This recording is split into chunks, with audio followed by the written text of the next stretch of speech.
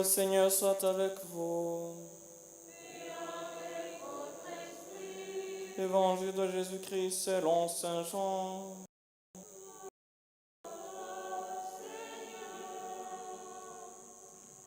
Oui, je vous le dis, c'est la vérité.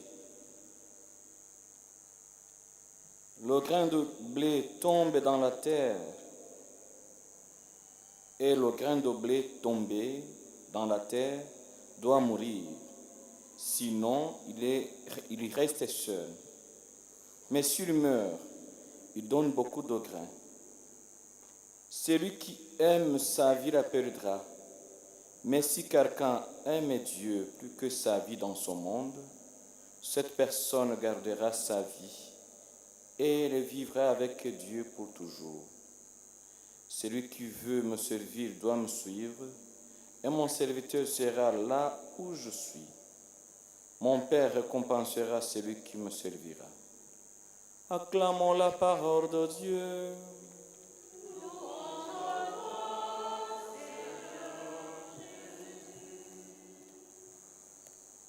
Le martyr. Le sang des martyrs, une sémence de chrétiens. C'est la phrase d'un des pères de l'Église, Tertullien, des premiers siècles de l'Église. Le sang des martyrs, une sémence de chrétiens. Aujourd'hui, nous sommes dans la joie de célébrer cette solennité des martyrs de l'Ouganda. Les témoins de la foi, les témoins fidèles de la foi, qui ont compris vraiment ce que Jésus a voulu dire dans cet évangile que nous venons d'entendre et de méditer. Qu'est-ce que le martyr? Qu'est-ce qu'être martyr? Quelles sont les grâces du martyr? Quelles sont les formes de martyr? Être martyr, c'est être témoin de la foi. Être témoin de la foi. Être témoin de la foi jusqu'à souffrir, jusqu'à subir les persécutions, les souffrances à cause de ce témoignage, à cause de ta foi. L'Évangile nous parle des martyrs. La première lecture nous a parlé des martyrs dans le deuxième livre des Maccabées. Ils ont été des martyrs de la foi. Ils ont voulu garder les commandements de Dieu, n'ont pas voulu trahir les commandements de Dieu. Ils ont voulu rester fidèles au commandement de Dieu malgré les persécutions.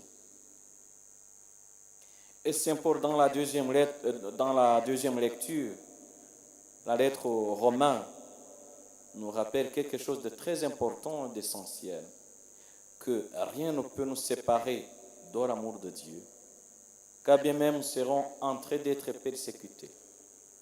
Rien ne peut nous séparer de l'amour de Dieu.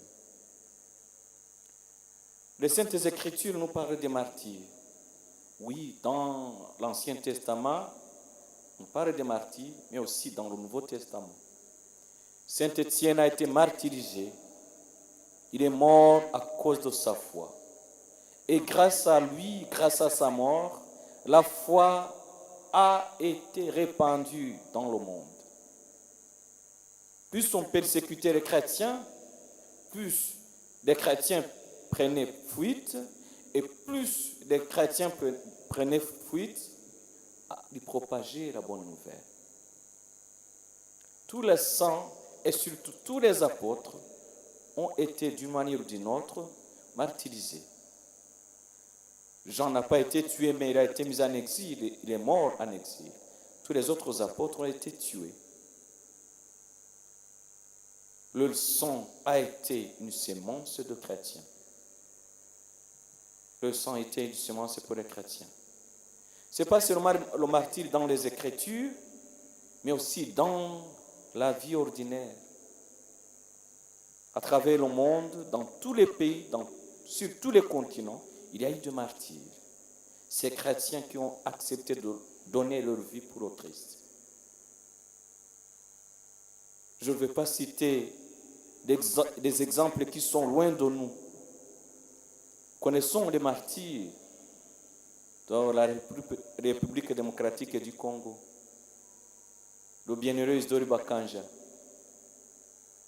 Floribert Choui, Anouarit, sont béatifiés parce qu'ils sont martyrs. Ils ont témoigné de leur foi. Au Rwanda, nous avons connu des martyrs. En 1984, lors du génocide perpétré contre les Tutsis, il y a des personnes qui ont donné leur sang, leur vie pour sauver les autres, qui ont dit non à la haine, qui ont dit non aux divisions, qui ont dit oui à l'amour. Le serviteur de Dieu, Cyprien Rugamba et sa femme, j'aimais dire qu'ils ont choisi le parti de l'amour. Ils ont été tués. Ils ont été tués. En Ouganda, en 1885, de 1885 à 1887, il y a eu beaucoup de martyrs. Et ce qui est très impressionnant à ce qui concerne les martyrs de l'Ouganda, c'est qu'ils ont connu l'évangile en 1879. C'est là où les missionnaires catholiques sont arrivés en Ouganda. Quelques années avant, en 1887 et qu'en 1877, c'était des missionnaires protestants. Et quelques années après, en 1885, les chrétiens ont été persécutés, les catholiques comme les protestants. Parce que le roi de l'époque, Mwanga, ne comprenait pas les chrétiens, n'aimait pas les chrétiens. Contrairement à son père, lui, moins favorable. Il a persécuté les chrétiens. Champ d'accusation, ils sont désobéissants à ses ordres parce que les chrétiens ne voulaient plus participer au rituel traditionnel, ne voulaient plus pratiquer les pratiques, faire des pratiques démoniaques. Et le roi se fâchait, ne comprenait pas comment les gens comme ça peuvent dire non à ses ordres. On raconte que ce roi était aussi d'une moralité douteuse à ce qui concerne la sexualité. Et ces chrétiens qui travaillent à la cour du roi disaient non à ces avances sexuelles, à tendance homosexuelle. Et le roi s'est fâché. Il les a fait brûler vifs, les chrétiens catholiques comme les chrétiens protestants. Ils étaient majoritairement jeunes, très jeunes même. Il y avait un petit garçon de 14 ans, Kizito. Guy Avil a 17 ans. Denis Sebouaou, autour de 16 ans. Mbroise Kibuka, autour de 18 ans. Anatole, 18 ans. Mugaga, 16 ans. Achille Kiwanuka, 17 ans. Charles Luanga, moins de 25 ans. Ils étaient tous jeunes, sauf quelques-uns. En l'occurrence, Mathias Murumba, une trentaine d'années. Et les autres, une trentaine d'années, comme Joseph Mukasa, 25 ans. Ndré Kagwa, une trentaine d'années. Ils étaient vraiment jeunes. Mais ils n'ont pas cédé aux infidélités, à l'infidélité. Ils ont dit oui au Christ. De verser leur sang pour le Christ, pour l'évangile, pour la charité, pour la pureté, pour la sainteté, pour la vie éternelle. Et c'est ce que nous avons entendu dans l'évangile. Ils n'ont pas voulu garder leur vie pour eux-mêmes, ils ont voulu donner leur vie pour le salut de tous. Aujourd'hui, il y a plusieurs formes d'être martyrisé, d'être martyr, sans pourtant verser le sang. Être chrétien, c'est vraiment le martyr. Dans un monde qui privilégie le paganisme, le relativisme religieux, la laïcité qui confond aussi. Être chrétien dans le monde d'aujourd'hui, ce n'est pas facile. C'est une forme d'être martyr, de témoigner de sa vie. Dans certains pays, dans certains endroits, quand tu dis que tu vas faire baptiser ton enfant, il y a ceux qui te regardent, qui se posent des questions si tu es normal. Garder, rester fidèle, bien faire son travail, sans se laisser mener, entrer dans un esprit de corruption ou autre, c'est le martyr. Être juste. Être juste. Partager ce que j'ai à la famille dans un monde égoïste, c'est une façon d'être martyr aussi. Accepter de se donner, de se consacrer au Seigneur, être prêtre, être religieux, religieuse, c'est une forme de martyr. Dans un monde où être religieux, être prêtre, être religieuse, pour certains, c'est très fou, quoi. Quelqu'un qui accepte d'emprunter ce chemin, c'est que cette personne accepte cette forme de martyr. Rester fidèle à son mari, à son époux, à son épouse, à sa femme. Le monde exige la sexualité qui relève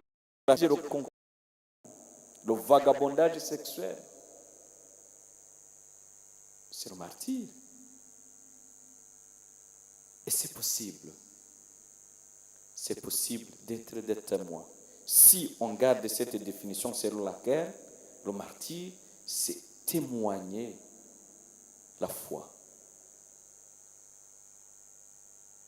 Demandons la grâce d'être martyr, c'est-à-dire d'être des témoins fidèles, des témoins vrais de notre foi en notre Seigneur Jésus-Christ. Aujourd'hui, ce dimanche, pendant que nous célébrons, nous fêtons cette solennité de mandat, nous est demandé aussi de prier pour tous les fidèles laïcs, parce que tous ces martyrs de l'Ouganda étaient tous laïcs. De sainteté dans un monde contemporain. Nous ne prions pas seulement pour les fidèles laïcs, mais nous rappelons en quelque sorte leurs droits, leurs devoirs et surtout leur mission dans l'Église. Quand le pape Jean-Paul II, en 1988, écrivait Christi Fidelis Laici, un document très intéressant qui parle de la mission des laïcs et surtout de l'appel universel à la sainteté, a rappelé aux laïcs de jouer leur rôle d'être dans le monde, de sanctifier le monde par leur vie et sanctifier le monde de l'intérieur. tout en évitant la cléricalisation des laïcs et la sécularisation, il a rappelé à chacun de nous, et surtout à tous les fidèles laïcs, de tourner le regard au Seigneur Jésus-Christ, de se laisser façonner, de se laisser toucher, transformer, purifier par le Christ.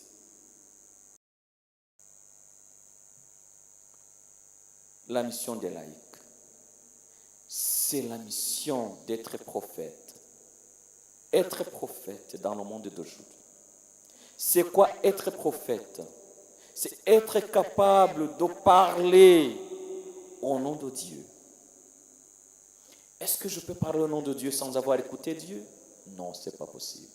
C'est être capable d'annoncer la bonne nouvelle, d'annoncer la joie d'être aimé de Dieu, de rappeler aux autres les commandements de l'Éternel. Ce n'est pas seulement la mission d'annoncer, mais aussi la mission de dénoncer. Les fidèles laïcs, comme tous les chrétiens, sont appelés à dénoncer le péché, à dénoncer le mal, à dénoncer l'immoralité. Il ne s'agit pas seulement d'annoncer ou de dénoncer, mais aussi de consoler. Nous sommes appelés à consoler nos frères et sœurs. Parce que le prophète Isaïe dit quoi? Console mon peuple. Nous sommes tous appelés à être des consolateurs. Console ta femme, console ton mari, console tes enfants, console tes frères et sœurs, console tes collaborateurs au travail, tes coéquipiers. Ils ont besoin d'une parole de consolation. Mais tu ne seras pas capable de consoler quelqu'un sans avoir écouté Dieu et sans que toi-même tu aies reçu cette consolation de la part du Seigneur. Sans être en communion, en contact, en communion constante avec le Saint-Esprit.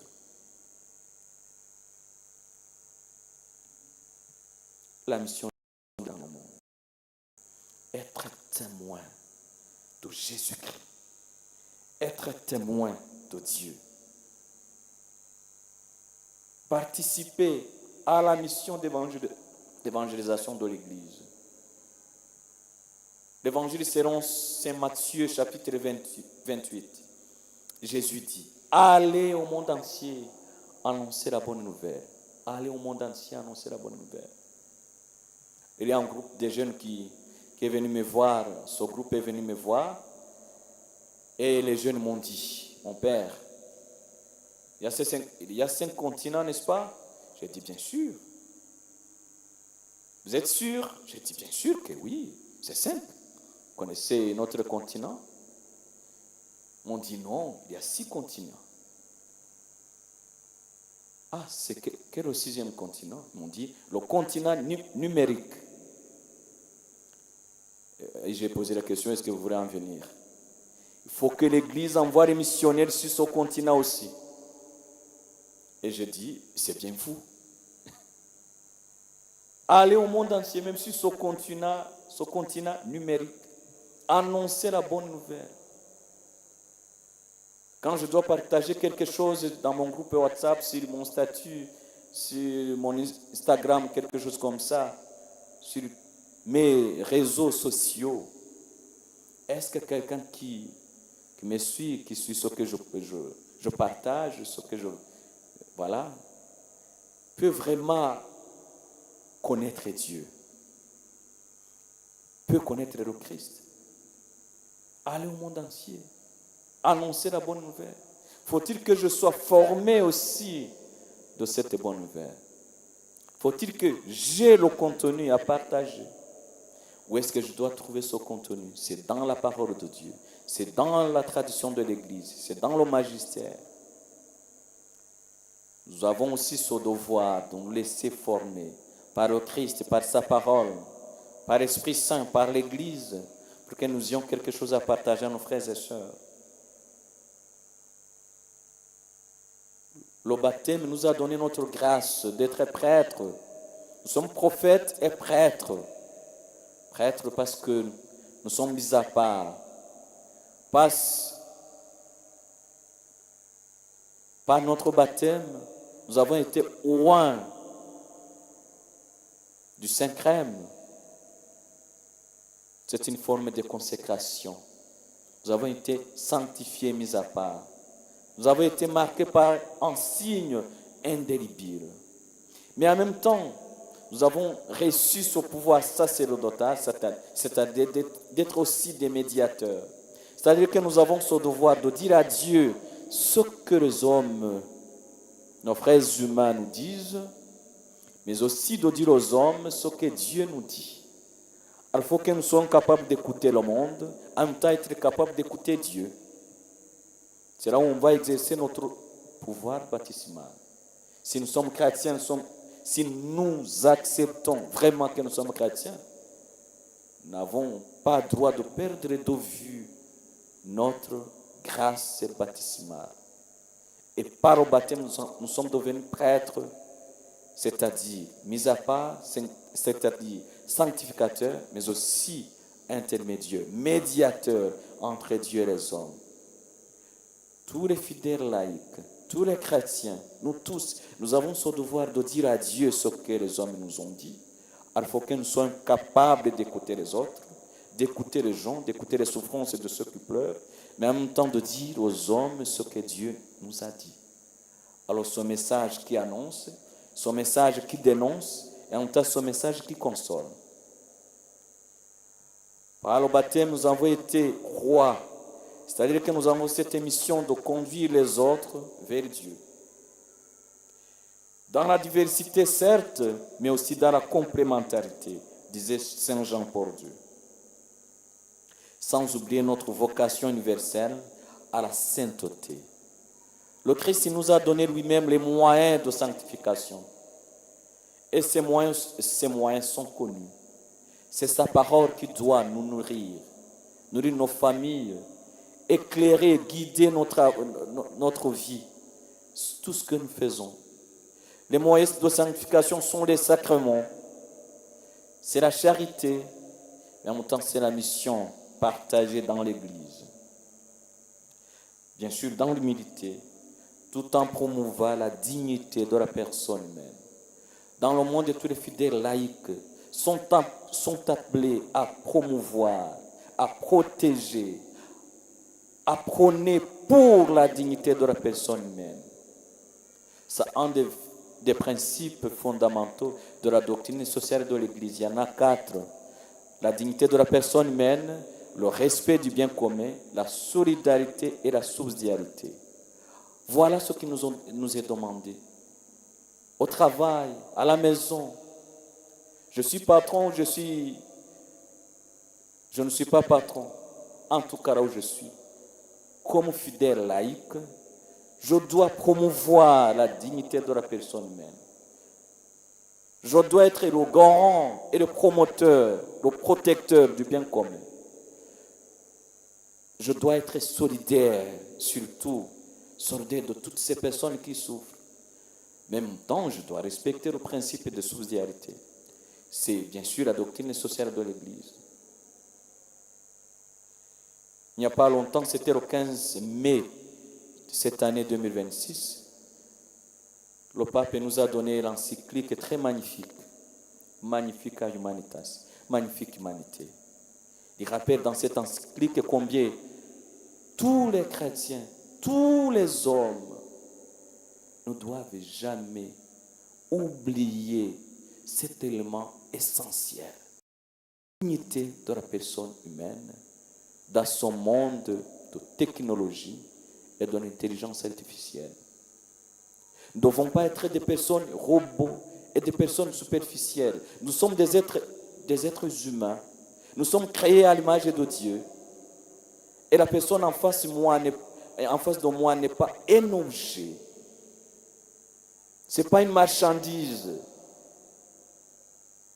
Dans un monde d'un capitalisme notoire, client et criant, nous devons faire attention. Jésus a versé son sang pour sauver les hommes. Nous ne devons pas anéantir l'homme pour la machine. En même temps, ces outils doivent être utilisés pour la gloire de Dieu, pour le salut des hommes, pour le bien-être de tous. Du coup, la vérité, la charité, la responsabilité, rappelle au pape Léon XIV. Et dans un monde, dans une civilisation de l'amour, dans une civilisation de l'amour. Et cette civilisation de l'amour n'est possible que nous acceptons de rester en communion avec le Christ et dans sa parole. Nous acceptons de nous laisser guider par la parole de Dieu, tout en restant dans la communion avec l'Église, tout en étant à l'écoute du Saint-Esprit. Fêtons les martyrs de l'Ouganda, les témoins de la foi. Par intercession, demandons la grâce d'être vraiment ces témoins de la foi dans le monde d'aujourd'hui. C'est la mission noble. Et c'est une noble mission. Parce que c'est le Christ qui nous y aide. C'est pour notre bien. C'est pour la gloire de Dieu. C'est pour le salut de nos frères humains. Que le Seigneur bénisse ces quelques paroles. Pour qu'elles portent du fruit dans nos cœurs. Que la paix de Dieu qui surpasse toute intelligence habite nos cœurs et nos esprits dans le Christ Jésus.